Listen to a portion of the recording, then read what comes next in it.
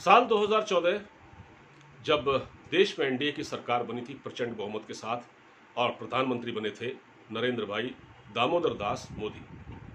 उसके बाद 2019 में फिर से चुनाव हुए और देश ने फिर से एक बार एनडीए को चुना और प्रधानमंत्री बने नरेंद्र मोदी।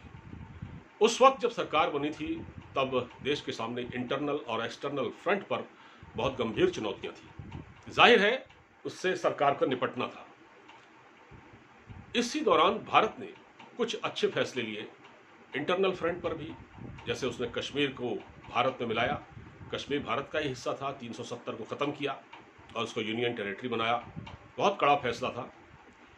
उसको लेने के बाद भारत ने एक्सटर्नल फ्रंट पर भी बहुत अच्छा काम किया। भारत ने अपनी विदेश नीति को काफ़ी मजबूत किया और लगभग हर देश के साथ, खासतौर से अरब देशों के साथ और यहाँ तक कि इजराइल के साथ भी बहुत अच्छे ताल्लुकात बनाए थे। ये अलग बात है कि इजराइल के साथ भारत के राजनयिक संबंध बहुत पुराने हैं। जब देश में प्रधानमंत्री नरसिम्हा राव हुआ करते थे, ये क्रेडिट उनको जाता है। लेकिन इस सरकार ने इन संबंधों को बहुत मजबूत किया। अब मैं आपसे ये सब क्यों कह रहा हूँ, ये मैं आपको बताऊंगा। नमस्कार, मैं हूँ टीपी पांडे। आप देख रहे हैं टीपी एक्सप्रेस और एक गुजारिश आपसे कि अगर आपने हमारा चैनल सब्सक्राइब नहीं किया है तो इसे सब्सक्राइब कर लें। एक बेल आइकन का बटन होता है, उसे दबा दें ताकि आपको इसके नोटिफिकेशन समय समय पर मिलते रहें। मैं आज इजराइल की बात करूंगा, इजराइल और फ़लस्तीन की। जो मैं अभी तक बात कर रहा था ये उसी के पस मंज़र में था। असल में क्या है कि भारत और इजराइल बहुत अच्छे दोस्त हैं। जैसा कि मैंने आपको बताया कि जब से ये सरकार बनी है तब से फ़लस्तीन के साथ भी और इजराइल के साथ भी भारत के संबंध बहुत अच्छे हुए हैं। प्रधानमंत्री नरेंद्र मोदी खुद इजराइल की यात्रा कर चुके हैं। मगर उन लोगों ने जिन्होंने कल संयुक्त राष्ट्र सुरक्षा परिषद की मीटिंग को देखा, उनको थोड़ा हैरानी हुई है और हैरानी मुझे भी हुई है। वो उसकी खास वजह यह है कि संयुक्त राष्ट्र सुरक्षा परिषद में भारत के प्रतिनिधि ने जो बात कही वो थोड़ा सा एक तरह से हैरान करती है। क्योंकि उन्होंने कहा कि ये जो लड़ाई चल रही है फ़लस्तीन और इजराइल के बीच में, ये रुकनी चाहिए और इसका कोई शांतिपूर्ण समाधान निकालना चाहिए। लेकिन उन्होंने फ़लस्तीन के कॉज का समर्थन किया। उन्होंने, यानी भारत ने, हैरानी तब हुई कि अब भारत ने फ़लस्तीन के कॉज का समर्थन किया और इजराइल को भी संयम बरतने की सलाह दी।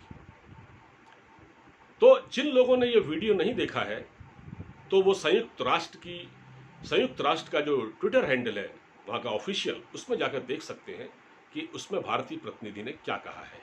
साफ साफ कहा है कि हम फ़लस्तीनियन कॉज के साथ हैं, लेकिन हाँ, यह भी कहा है कि 2 स्टेट सॉल्यूशन इस समस्या का होना चाहिए। यानी कि फ़लस्तीन एक अलग राज्य है, अलग राष्ट्र है और इजराइल एक अलग राष्ट्र है। हालांकि इजराइल इस बात को कभी स्वीकार नहीं करता और जाहिर बात है कि जब भारत के प्रतिनिधि ने ये बात कही थी और अगर उसको बेंजामिन नेतन्याहू सुन रहे होंगे तो उनका पारा हाई हुआ होगा। उनको भारत से ऐसे स्टेटमेंट की शायद उम्मीद नहीं रही होगी, ऐसा मेरा मानना है। क्योंकि जब भी फ़लस्तीन को एक देश के रूप में स्वीकार करने की बात आती है तो इजराइल भड़क जाता है और वो कहता है ये तो कोई देश है ही नहीं, इसको तो हम मानते ही नहीं है, ये तो हमारा इलाका है। तो फिर जब भारत ये कहता है कि 2 स्टेट सॉल्यूशन, तो ये बात इजराइल को अखर जाती है। अब मैं ये सवाल पूछना चाहता हूं कि ये स्टेटमेंट भारत ने दिया क्यों? हालांकि अपने आप में एक बैलेंस स्टेटमेंट है, लेकिन जिस तरह से इजराइल के साथ हमारे संबंध बहुत मजबूत हुए हैं हालिया वर्षों में, उसको देखते हुए क्या इजराइल इस स्टेटमेंट को पचा पाएगा?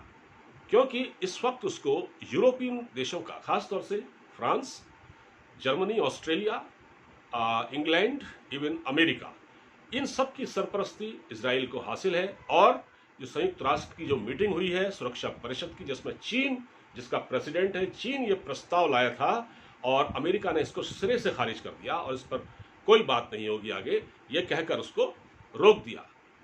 ये अब चीन ऐसा क्यों कर रहा था, चीन यहाँ पर मसीहा क्यों बनने की कोशिश कर रहा है, ये अलग बात है, लेकिन उसको रोक दिया गया। बाकी जो देश हैं, अरब देशों का अपना कोई खास स्टैंड नहीं है क्योंकि उनके इजराइल के साथ ताल्लुकात हैं, तिजारत है, व्यापार है और यूएई के तो इजराइल के साथ राजनयिक संबंध भी हैं।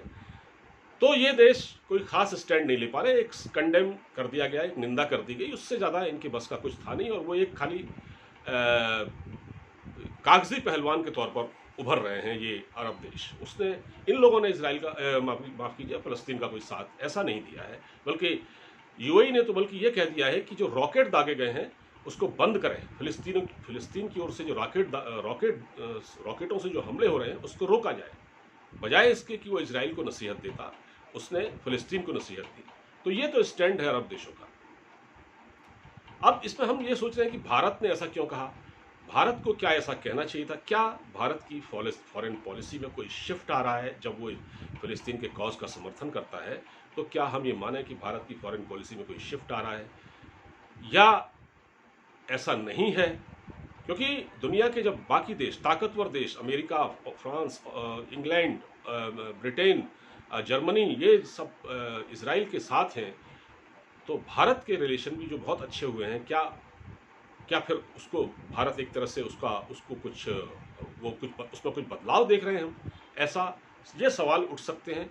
और क्या भारत का जो स्टैंड है संयुक्त राष्ट्र सुरक्षा परिषद में जो बात कही गई, उसको इजराइल गंभीरता से लेगा? क्योंकि इजराइल ने कारगिल वॉर, और आपको मालूम है कारगिल वॉर के समय भारत का पूरा साथ दिया था, और इसके अलावा चीन ने जब गलवान घाटी में घुसपैठ की थी, तब भी इजराइल वो पहला देश था जिसने भारत का साथ देने की बात की थी, कहा था आपको किसी तरह की मदद चाहिए वो दीजिए। प्रधानमंत्री नरेंद्र मोदी खुद इजराइल की यात्रा कर चुके हैं, और बेंजामिन नेतन्याहू से उनके बहुत अच्छे दोस्त हैं, दोनों एक दूसरे को अपना मित्र मानते हैं। तो ऐसे में जो भारत का बयान आया है संयुक्त राष्ट्र सुरक्षा परिषद में, वो हैरान करने वाला है। तो आपको इस बारे में क्या महसूस होता है, आप क्या सोचते हैं इस बारे में, हमें बताइएगा हमारे इस वीडियो में। वीडियो अच्छा लगा हो तो इसे शेयर कीजिएगा, इस चैनल को सब्सक्राइब कीजिएगा। अपना ख्याल रखिएगा। नमस्कार।